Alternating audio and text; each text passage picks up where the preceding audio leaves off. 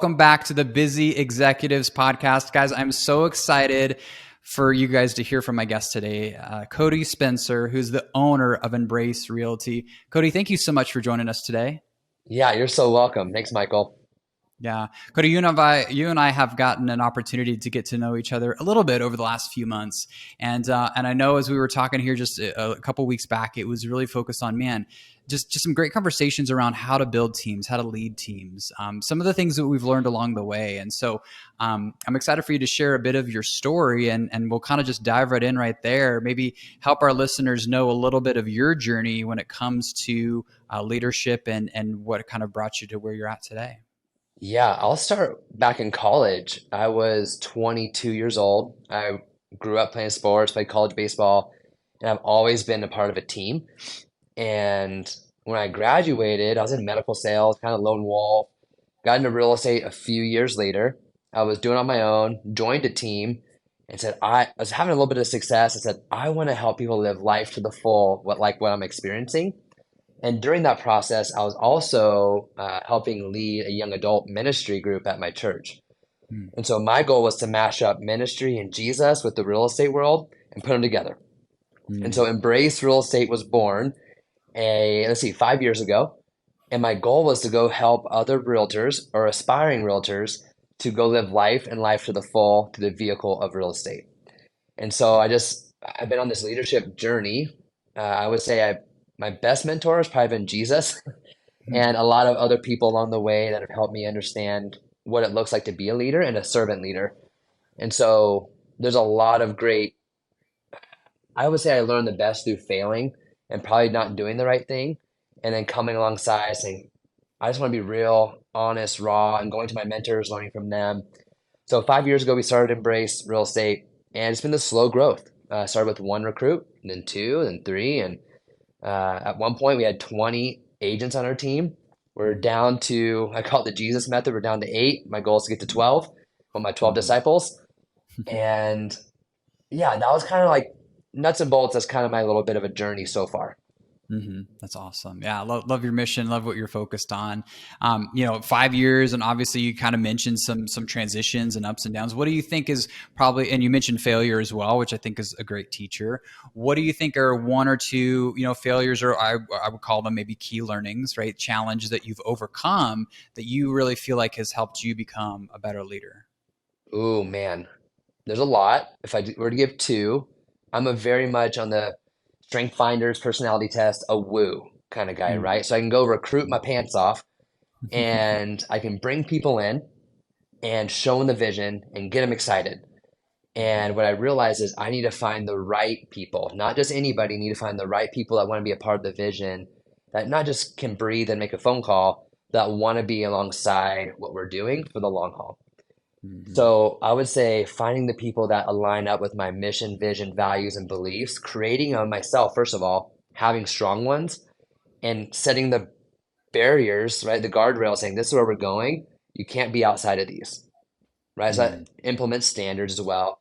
So I guess one lesson was I recruited 20 people within 1 year, and I Wow. learned fast that that will also take away from culture. Mm. And so there's a reason why we dropped in half over about 2 months when the recession hit. And so Mm. it helped me learn I need to grow with strong leaders, and I need to grow at I guess, a marathon pace versus a sprint pace. Mm. Because Mhm. I'm 33 years old and God's blessed me with a lot of amazing people. And I have a lot of years to go build this thing. I don't need to do it overnight. Right. So I think it's Right. been the lesson of slow down. It's okay to grow at the tortoise pace versus the hare. So Mm. that Mhm. was a big one. Obviously, other ones is time blocking, making sure I set boundaries in my time blocking so I can set priorities with my family, and putting the right priorities in place. Right, for me, it's God, family, business, and Mhm. sometimes I think it was business, family, God. Mm. Mhm. Yeah. Yeah, that's so easy, especially as you're launching something, right? You can say, "Hey, these are my priorities," and then you look at your time, right, or you look at your efforts, and you're like, "Oh gosh, this is that's part of my story too, right?" And so, I guess my big question to you is, as you've looked at culture and you say, "Okay, here's how we started. Here's kind of that I call it that valley season for you, right, where you had folks that dropped off, you kind of had a tougher season, and now you're moving into a much more sustainable season. When you say culture and you look at culture and you're trying to build a certain culture, what does that look and feel like for you? What are some of the really strong pillars for you? Yeah, we actually just implemented this about 6 months ago. Every team meeting on Tuesdays, we have these stuffed animals we give out, and they're awards. So the first one is our buffalo award. We have a little stuffed animal buffalo, and Mm-hmm. that one's for the person that's charging the storm, right? So doing the hard work, gritty, just like pushing past a lot of hardship. So hard work is one of them. The other one is it's funny, the positive platypus. So positivity is one of our big culture values Mm-hmm. because in real estate and sales, things can get negative pretty fast. Sure. And so we value people bringing a positive mindset. That doesn't mean not being real. We value people being real, and it's all about the lens you have within reality. So positive Mm-hmm. platypus, our buffalo, charging the storm. We have a gratitude go, and really that's the person that we want to show gratitude for. I just believe gratitude is how you open up the doors of heaven, man. And I really want to focus on what we're grateful for. So usually our huddles in the morning, we do a lot of things like what are three things you're grateful for, and be specific. So it's not just like, well, I'm grateful for the weather, my family, and health. It's like, what about the weather? What about your health? And then the Mm-hmm. last one that we're we're going to implement, we're having on order is the lamb, and that is sacrificial service. So who is showing sacrificial service for the clients and the team that's going above and beyond their own desires? Yeah. I love it. This is so fun. I'm like, what animal is going to be next? I And know my team I gives love me the a hard names too. time. It's Yeah. like, what's animal Cody gonna bring next? And it's gonna be like the alligator or something. I don't know. It's fun.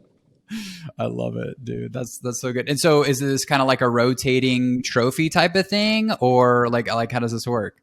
Yeah, so let's say I give Michael the gratitude goat. Next week, you're looking all week long for things you're grateful for to hand that award to somebody. So the Mm-hmm. Buffalo, here's an example. Hopefully she doesn't mind if I share. One teammate, Shelly, she has like five pending right now. It's the most she's ever had. And she's going to closing, and all of a sudden they're all starting to fall apart. But she charged the storm and she pushed past it and sacrificed her own time, her own energy to go help out. And so Adam on her team gave it to Shelly. Now Shelly's responsibility is next week to look for who's charging the storm to give it out to someone else. So really it's peer to peer too, right? It's that unity that we want. Yeah. Yeah, I love it. I love things like that because, like you said, it just sort of grows, right? And it becomes part of that culture. Whether you start it, but let's say you're not there for a meeting, right? People are still going to continue that and kind of move it forward, which I just love. So Yeah, that's it's I like that too. Because again, as a business owner, you don't want everything. If you're there, it's going great. If you're not, it's nothing's going. And we're mm, my goal now is to build up amazing leaders, right? Disciples that will mm, build disciples. yeah, and continue to help them grow. That's awesome. What do you think has been sort of some of your key takeaways over the last few months? I know you're really focused on learning and growing as a leader, right? Reading books, and just really pouring yourself into personal development is probably the best way to put it. What are some of the key takeaways that you've had as a leader that you feel like have just really helped things shift and help you hit that next gear? Yeah, great question. I would say the one I'm most focusing on right now is that it's not my fault if they fail, but it's also not my fault if they succeed. Mm, And so what I mean by that is I've taken a lot of ownership if someone doesn't hit their goal. Well, I didn't give them enough value, or I didn't pour into them enough, or I didn't motivate them exactly how they need to be motivated. And there's a lot of freedom in knowing that, hey, it's up to them. We're giving them all this strategies, tools, systems, accountability, culture. But the opposite is true too. If they win, they get to own it, mm, right? So if they yeah. lose, you get to own it and they get to learn that failure. I think that was something that I did before. I took their failure on myself and I didn't get to Mhm. learn from their own failure. And then Yeah. also didn't get to own their own wins. They say, oh, well, it's because I have Cody in my life. No, that's not why. Right. It's because you earned it. So that's a big one Mhm. right now. I would say everything rises and falls on leadership is a big one. I need to grow so that others can grow with me. So that's Mhm. one. And then the big one, this is going to hit me, kind of plays into all these. I listen to Craig Rochelle. He always says people would rather follow a leader that's always real than one that's always right. It's kind of the Cody version, but I don't need Mm. to have all the answers.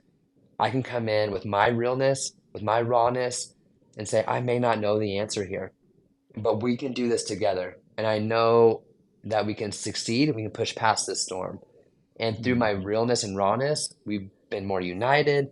People want to serve alongside me more because of my realness and rawness. And I don't Mhm. have to have this like, well, what if I don't know the answer? Right. Yeah.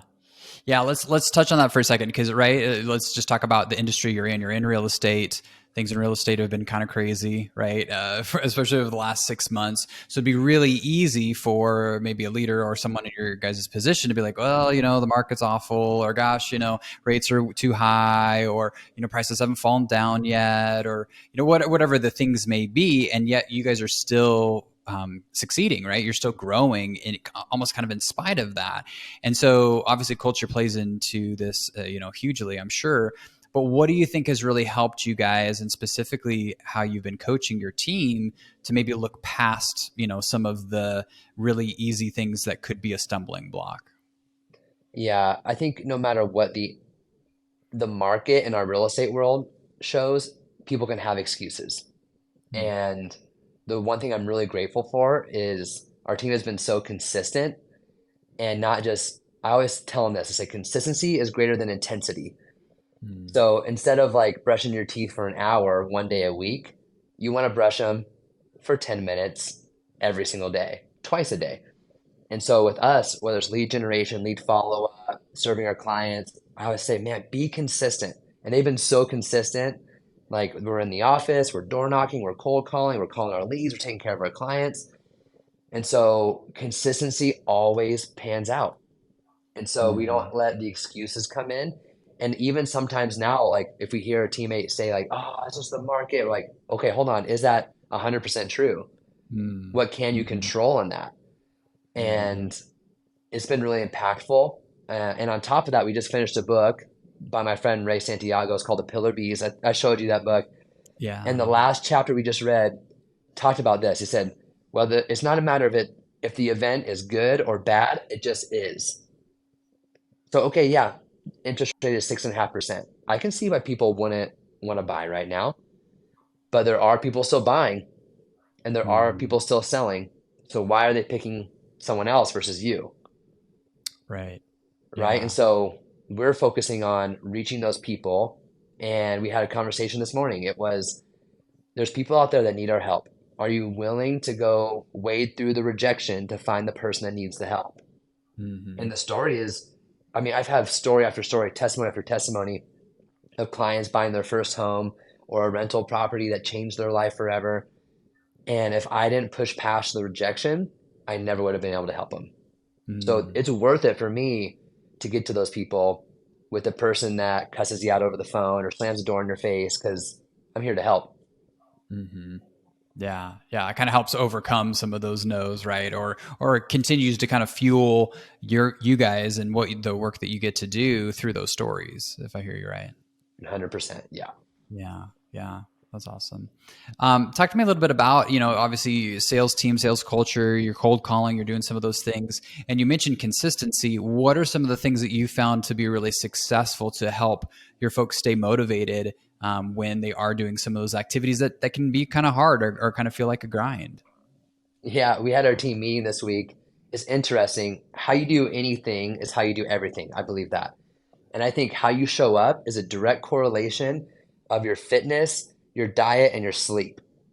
Hmm. I think there's other things. I think relationships, I think your spiritual life, all those things happen and play a role. But the triangle I look at is are you getting into the gym or running or swimming or biking or doing something active where you can just release those hormones that you need to feel oxytocin, right? Are you getting enough sleep? Or did you stay up all night and now you're haggard in the morning trying to make phone calls or hungover, right? Right. And then your diet, like if I'm fasting and I eat nothing and I have a quad shot Americano, I'm going to feel a little bit different, Yep. right? Or if I eat a Mhm. donut, I'm going to feel a little bit different. So that's kind of my triangle is if you have those all dialed in, usually you show up to work different and you show up in Mhm. your relationships different. So it's really weird. It's like this ethereal thing of like really the direct factor is your fitness, your diet, and your sleep, but it plays a huge role into how you show up as a teammate and for yourself.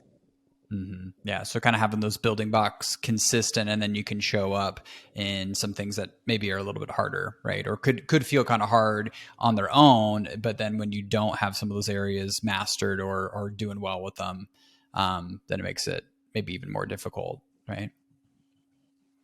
Yeah, yeah. I think honestly, other things too, time blocking. We go through schedules together.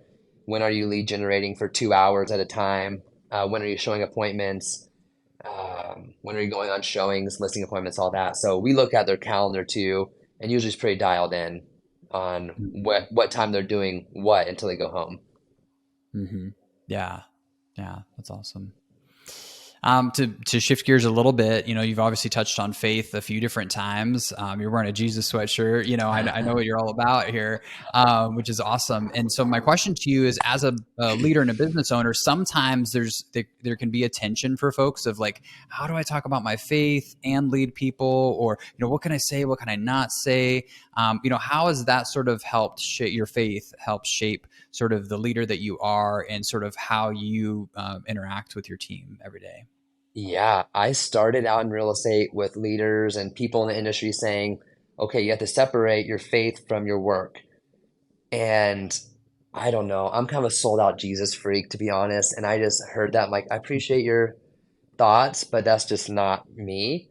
And so I just let Jesus play into every conversation. I think he is the source of my blessing, I guess you could say, like whether it's finances or joy or whatever.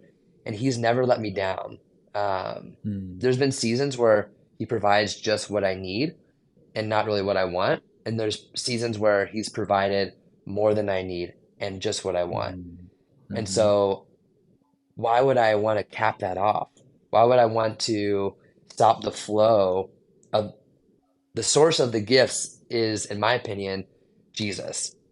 mm, And so, if I shut that off and say, okay, well, I'm not going to talk about Jesus with this person, I'm cutting that direct pipe off of blessing and it's not just finances, it's more than that. But again, I bring it everywhere I go. I forgot I was wearing this today at the coffee shop, and everyone's like, "Oh yeah, Cody's the Jesus guy." I'm like, "Okay, that's awesome. I love that."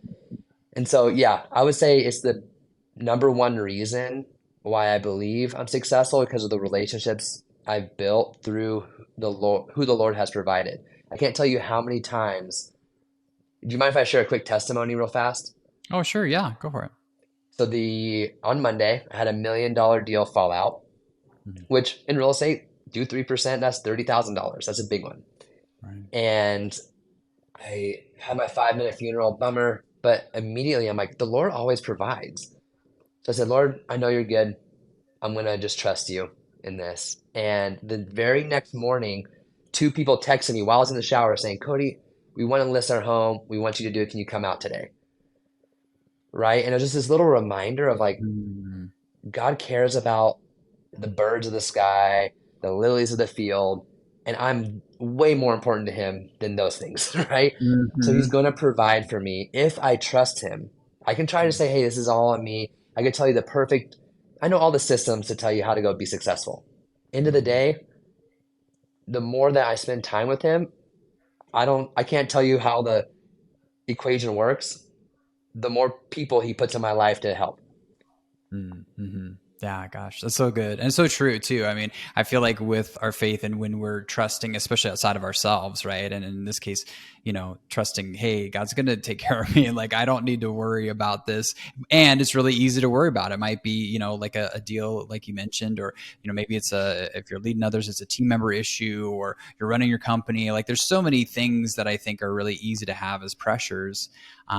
But then how are you responding to it? And I just, yeah, I love that story. That's awesome. Yeah, there's one more story I gotta share because it's just top of mind. So in Luke, it talks about when we're poured out, shaken together, pressed down.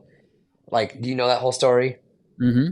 Yeah. So what I am realizing is this is what would happen in the culture, right? They'd come in with their, let's say it's a gallon of a jar.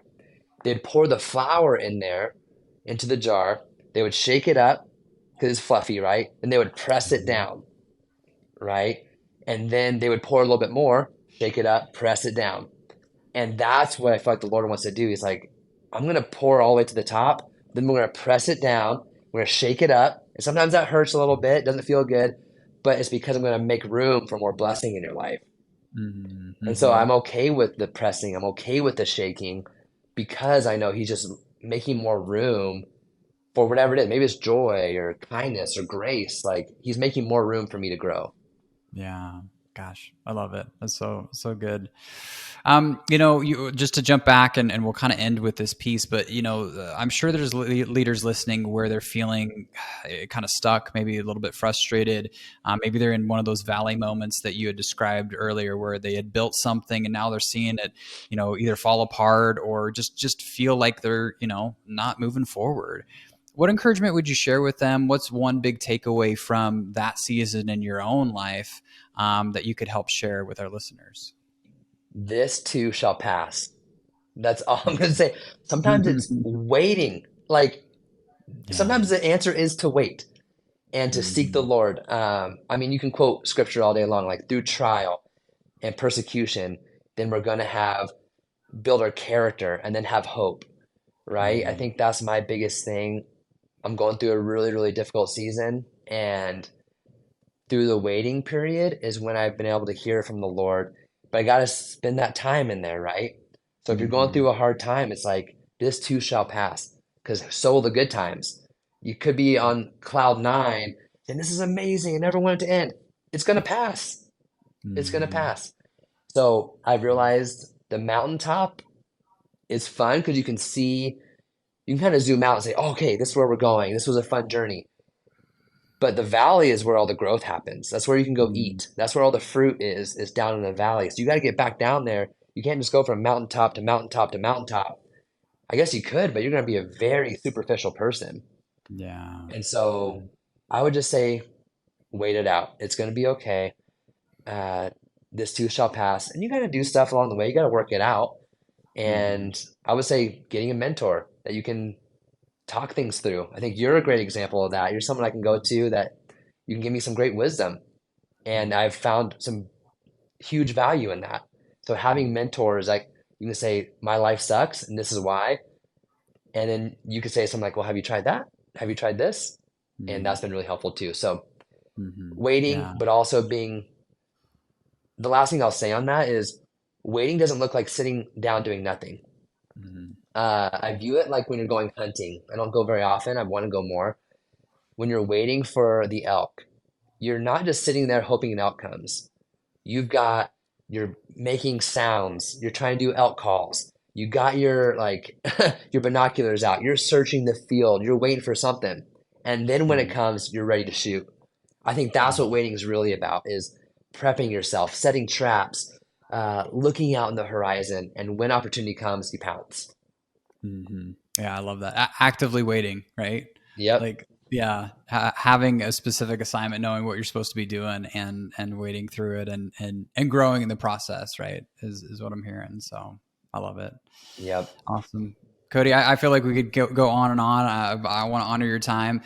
Where can folks find you if they want to learn more about just what you do? If they're in the Coeur d'Alene area and want to work with you or with your team, with Embrace, and just get to experience what you've shared. What are some of the best ways that folks can find you? Yeah, Facebook's great. I have it for all my older people that want to chat. Cody Spencer at Facebook, Instagram underscore Cody underscore Spencer underscore, and TikTok. I'm on TikTok now. Same underscore Cody underscore Spencer underscore. Awesome. Love it. Cody, thank you so much for your time and for sharing a bit of your story. And yeah, we just appreciate it. Appreciate you, bro. Thank you.